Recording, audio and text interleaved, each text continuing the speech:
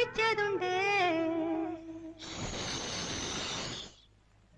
കരിമീൻ വറുത്തതുണ്ട്, കൊടംപുളിയിട്ട് വെച്ച നല്ല ചെമ്മീൻ കറിയുണ്ട്, അയല പൊരിച്ചതുണ്ട്, കരിമീൻ വറുത്തതുണ്ട്, കൊടംപുളിയിട്ട് വെച്ച നല്ല ചെമ്മീൻ കറിയുണ്ട്.